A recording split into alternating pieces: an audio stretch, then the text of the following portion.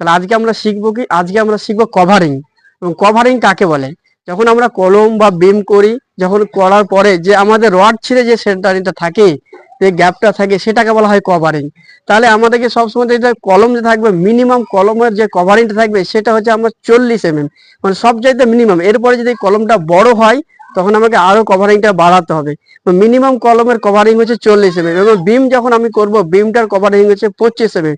তাহলে আমাকে সবসময় কভারিংটা মেজারমেন্ট করতে হবে। কভারিং যদি আমার মেজারমেন্টটা এইভাবে ঠিকভাবে না করা হয়, রড যদি একটা সাইডে চলে যায়, সেই জায়গায় আপনার স্ট্রেন যেটা এক সাইডে পড়ে যাবে, এবং রড বাতাস যখন পাবে তখন আপনার রংটা জং ধরে দিতে পারে। তাহলে কভারিং এর সবসময় আমাকে চারিদিকের কভারিংটা আমাকে ঠিক রাখতে হবে।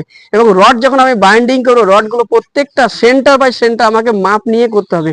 6 ইঞ্চি হোক 4 ইঞ্চি পরপর হোক, আমাকে সেন্টার বাই সেন্টার ভালো করে বাইন্ডিং করে মার্ক করে করতে হবে।